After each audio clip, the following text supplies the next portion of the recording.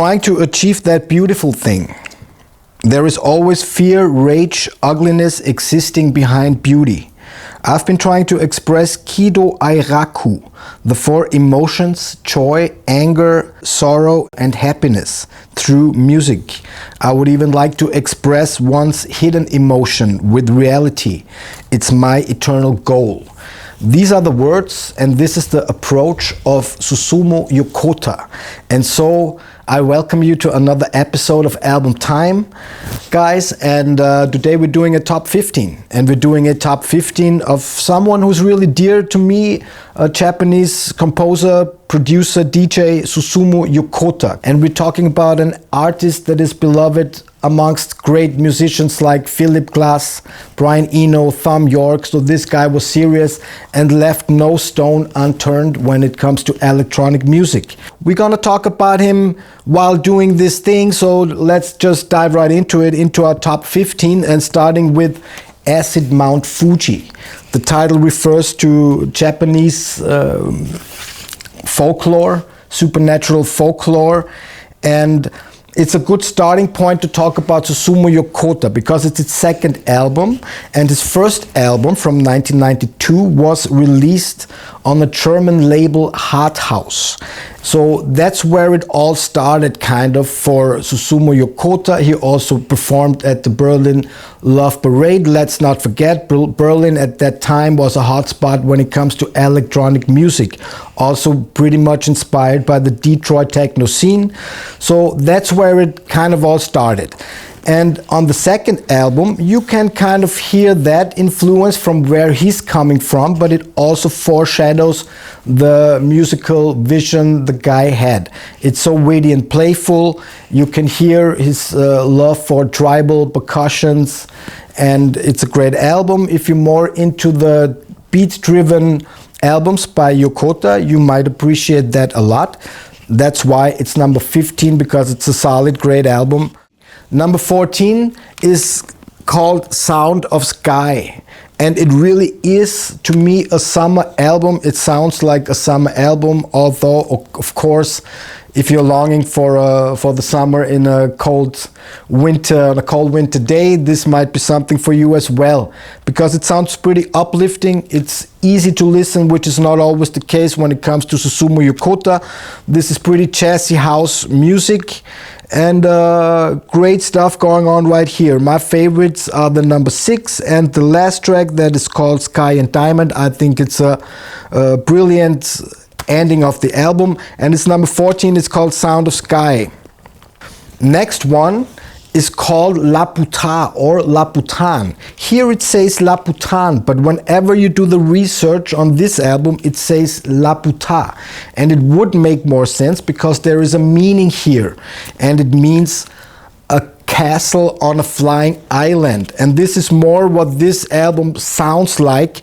It really takes you to unknown places, never been before, never explored before, and sometimes you even have to laugh. I had to when listening to this music for the first time, because it really plays with your brain and it's hard to digest what he's doing here with a lot of trickery. And the brilliance here is in its originality.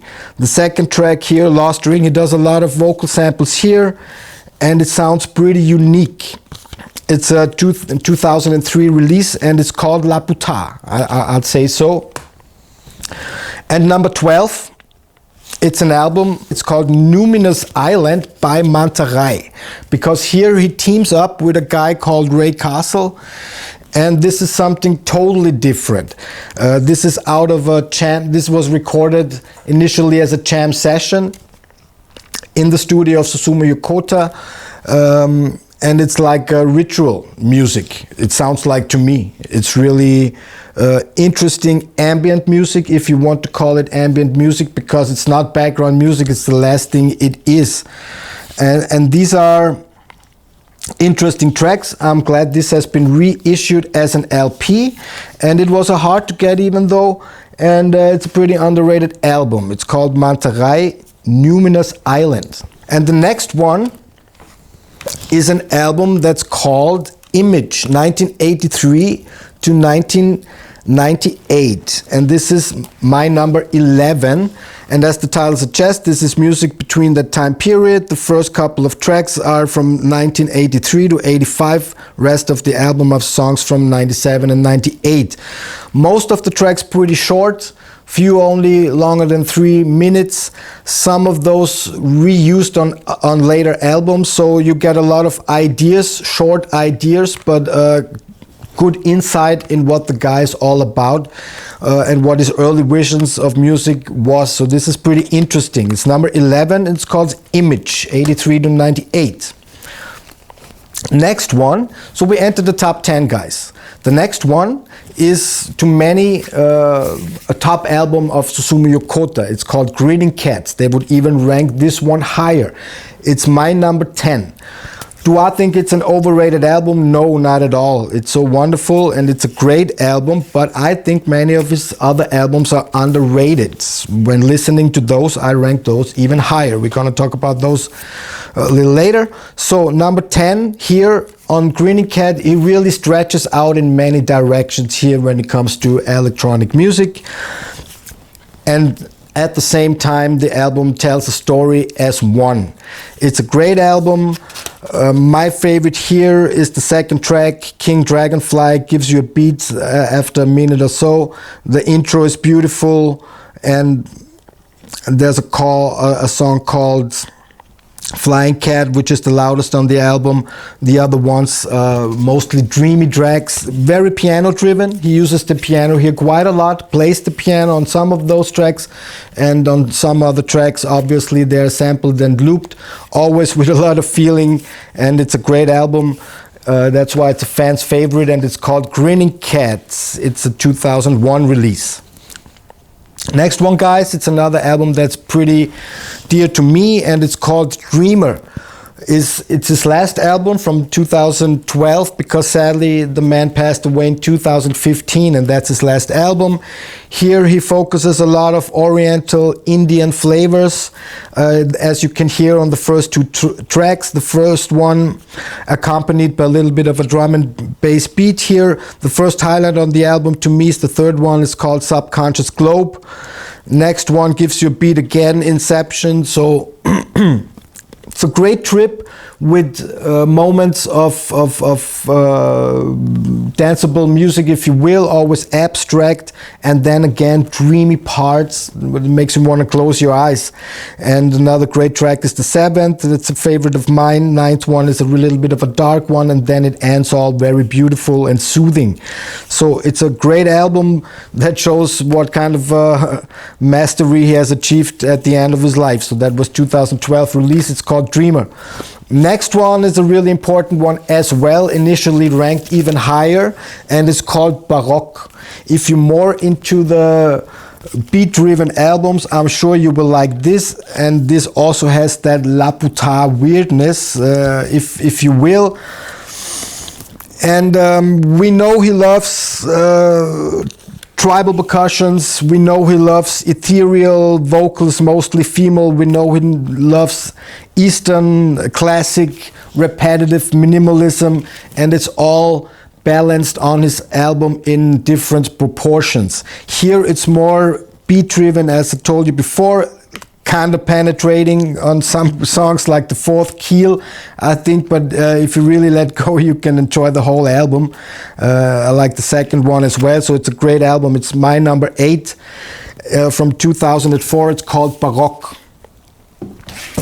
The next one is called Wonder Waltz. I think this is a underrated album, and I like the concept here, because these all are songs in 3/4 time, like the title suggests. It's a waltz. A waltz is always in 3/4 signature. So we know some pop songs in 3/4 time, like Perfect Day or Hallelujah, Nothing Else Matters. These are songs in 3/4, but here he does it on a whole album, and he teams up with a violinist and singer called Eva Pitova, and it works, and it's a great album.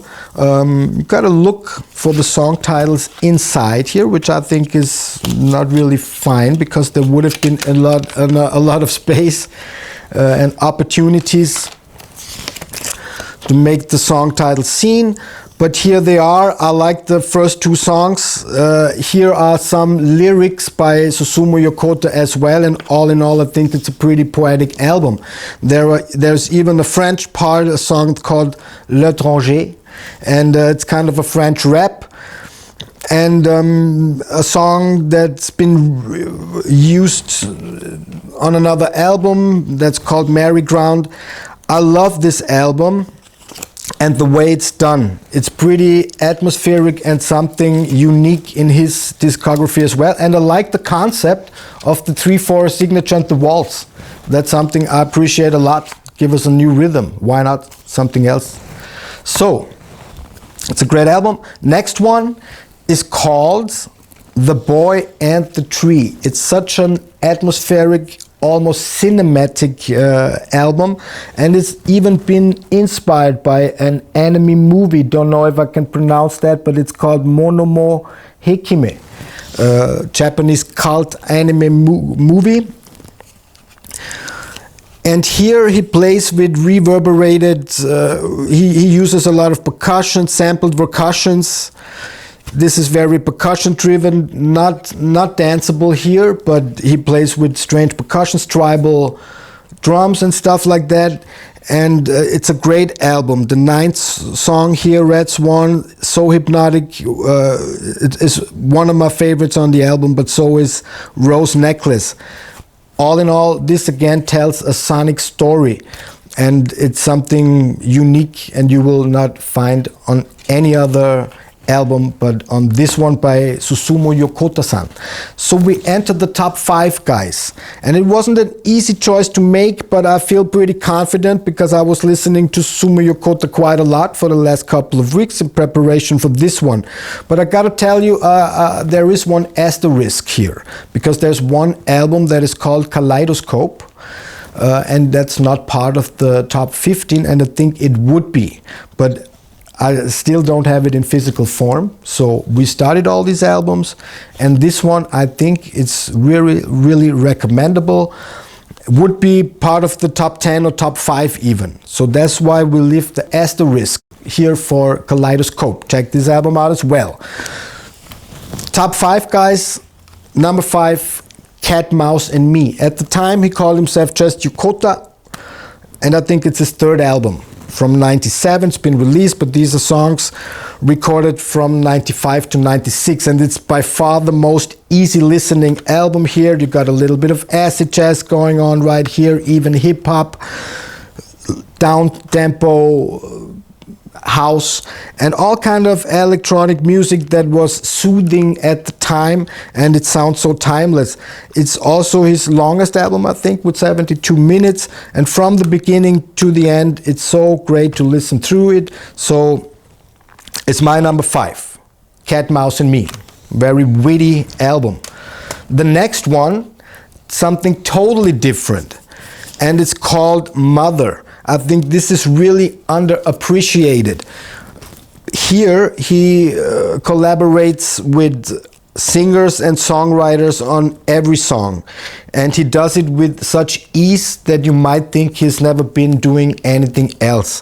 That's what I think it's admirable about this album, because to him this was something new maybe he was doing at the time, and it sounds so natural. This is very kaleidoscopic pop, if you will, and the songs are just beautiful, like the 4th one, A Flower White, Reflect Mind, the 6th one, each and every one. The 10th is one of my favorite, and it ends really beautiful. I don't know if this was inspired by the love for his mother or if this was inspired by the love of a mother, but it sounds like it could be both. It's so warm and beautiful.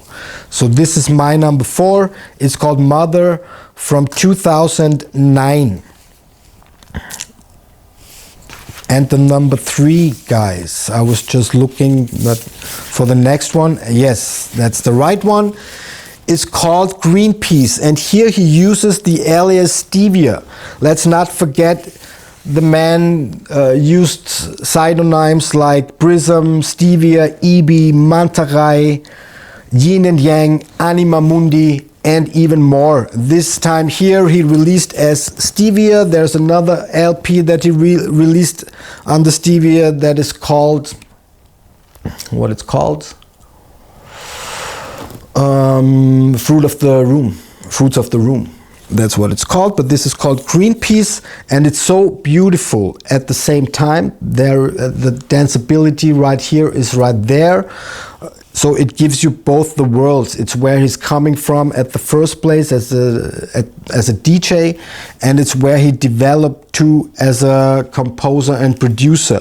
Moments of sheer beauty, and then club bangers like Cupid, and smooth songs like the Lala Psyche, and it's beautiful. Ends with a beautiful long track that really makes you calm out and reflect on the journey you just had. So it's number 3, makes it into the top 3. It's called Greenpeace by Stevia. Next to that is another masterpiece, and it is called Symbol. It's called Symbol, and the concept here is he uses classical music, and this sounds a little bit cliche-like because it's nothing that has not been done before. It has been done before over and over again, but not the way he does it, believe me, with such beauty. So here he showcases his really acknowledgeable when it comes to music as well, and here he might be using his favorite classical compositions. At least what's on there is the Moonshine Sonata by Beethoven, or you get Tchaikovsky's Nutcracker Suite, or what I was very surprised and touched by, you get Kinderszenen by Schumann, which I think is one of the most beautiful melodies ever composed. He used that as well. It was pretty emotional to hear it on the album. And all in all, it's a beautiful album and a masterpiece. Almost redefines the genre or invents a new one. You wish for more music like that. And that's why it's the number 2, and it's called Symbol from 2004. But that time he was already a master of his craft. Number 1, guys, lovers of Susumu Yokota might have an idea of what's to come next. It's an album that's called Sakura, and this is so beautiful. So there was nothing I could put above this album. It is his most famous one, and for a reason. Everything he does here is with perfection, in my opinion, and also he foreshadows what he's about to do for the next decades, 1.5 decades at least. All Japanese titles. It opens really slow, which makes you know this is a journey that's about to take you to a beautiful place. Next one is a little bit of melancholic with a dreamy beat. I like the number 3. It gives you a hypnotic narrative. I think it's a native Indian who's speaking here. He loves his sampled vocals going on, and number 5 is a favorite here as well. Gives you a beat. So there is, some call it an ambient masterpiece. I wouldn't call it ambient. It's so hard to describe. I mean, the title, I was looking for what does the title mean. Some of you might know it's a cherry blossom. These are pink flowers that signal the coming of spring, and that's kind of what this music really sounds like. It's so uplifting and makes you want to explore the world first on the inside. And that's about it when it comes to the top 15. Let's remember what he's been saying at the beginning. I would even like to express one's hidden emotion with reality. I think he achieved that by triggering some really deep and underlying emotions to the listeners. There are many other albums that could have made it to the top 15. Talking about Sakura, there's even been made an album performed by guitars, and that's a really dreamy and beautiful album as well. And of course, an album that is called Overhead almost made it to the top 15. It's another great album from the early 2000s. or an album, another one we have on CD here, because here on Album Time we love LPs and CDs, we love music in physical form. And this is another great one from 2007. It's called Love or Die, and so much more, guys. So I hope it inspires you a little bit to check out for Susumu Yokota. We wish his music will be remembered for a long time and for the next generations to come. And please don't be shy to comment and let me know what are your favorites when it comes to Susumu Yokota's albums. And give it a like and subscribe. Till next time, guys. Peace.